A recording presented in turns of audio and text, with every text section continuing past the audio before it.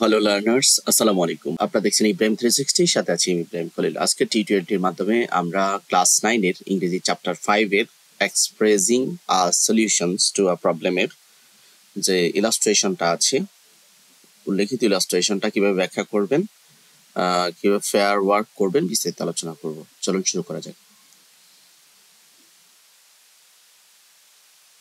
প্রথমে আমরা ইনস্ট্রাকশনটা দেখে নেই। এখানে বলছে যে লুক অ্যাট দ্য ইলাস্ট্রেশনের দিকে তাকাও। ইলাস্ট্রেশন কোনটা এখানে দেখতে পাচ্ছেন। অ্যান্ড ডিসকাস ইন ফেয়ারে সেটা আলোচনা করতে বলছেন। হোয়াট অ্যাপিয়ার্স টু ইউ, তুমি কোন জিনিসগুলো এখানে দেখতে পাচ্ছ। Share your thoughts with the whole class, তোমার চিন্তা ভাবনা হোল ক্লাসে শেয়ার করো। তো যাই হোক, ধরে নিলাম যেহেতু ফেয়ার ওয়ার্কের কথা বলছে, যে আমার বন্ধু বলছে যে what do you see in the picture or illustration, তুমি ছবিতে কি দেখতে পাচ্ছ বা তুমি ছবিতে কি দেখতে পাও। তো আমি মাইসেলফ, আমি এ ম্যান, একজন মানুষকে দেখতে পাই। ইস দ্য স্কাই, একটা আকাশ দেখতে পাই। The sun and two cliffs, দুইটা পাহাড় দেখতে পাই। মাই ফ্রেন্ড বলছে all right, could you explain the illustration in short, তুমি কি এই যে চিত্রটা এটা কি সংক্ষেপে ব্যাখ্যা করবা।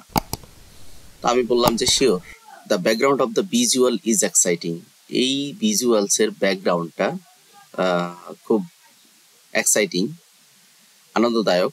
A young boy jumping from one cliff to another, একজন যুবক একটা ক্লিফ থেকে, একটা পাহাড় থেকে আরেকটা পাহাড় লাফ দিচ্ছে। And it is very risky, এটা একটা ভয়ানক একটা চিত্র। If he fall down, death is inevitable, যদি সে পড়ে যায় তাহলে মৃত্যু অবধারিত। আমি বললাম anything else, myself, yes the sun is shining, some clouds are moving in the sky,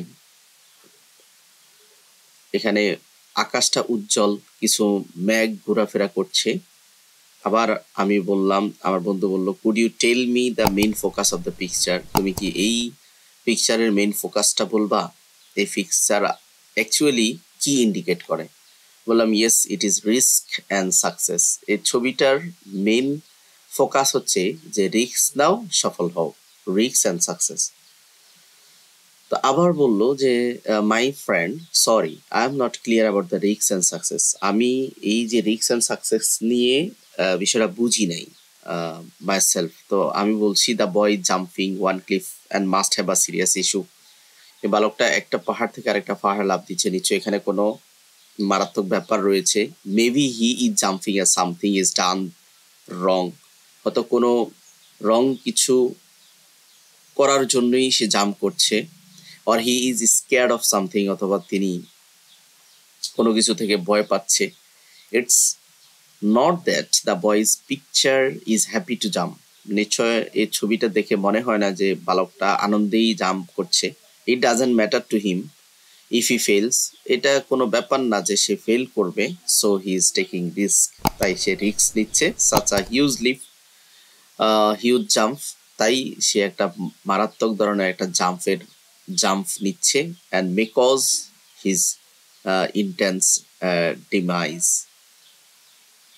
instant damage, হয়তো এটার কারণে সে ইনস্ট্যান্টলি মারাও যেতে পারে। তো আমার বন্ধু বললো যে what are deep meaning the illustration has. Myself actually the image inspires us to take challenge, এই ইমেজটা আমাদেরকে, ইলাস্ট্রেশনটা আমাদেরকে চ্যালেঞ্জ নেওয়ার অনুপ্রেরণা দেয়।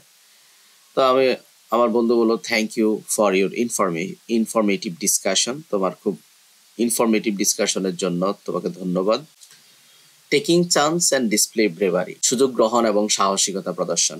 Regarding the illustration my or our opinions are follows, এই ইলাস্ট্রেশন সম্পর্কে আমার মতামত নিম্নরূপ।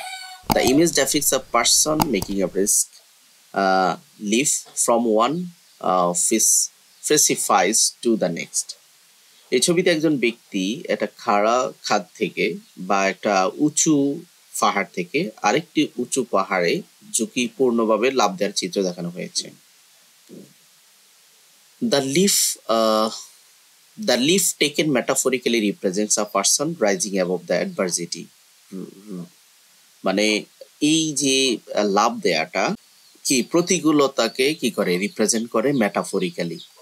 by taking chances and obstacles head on, সুযোগ গ্রহণ এবং বাধাগুলি সম্মুখীন হওয়া, given that is willing to take risks and venture into the unknown, it symbolizes his course, যেহেতু তিনি ঝুঁকি নিতে এবং অজানার দিকে যাত্রা শুরু করতে ইচ্ছুক, এটি তার সাহসের প্রতীক।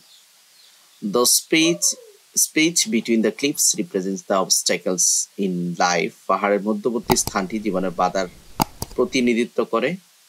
The person will to overcome such obstacles demonstrates his fortitude and tenacity. এই ধরনের বাধা অতিক্রম করার জন্য ব্যক্তির কি দরকার? ব্যক্তির দরকার ধৈর্য, আর দরকার দৃঢ়তা প্রদর্শন।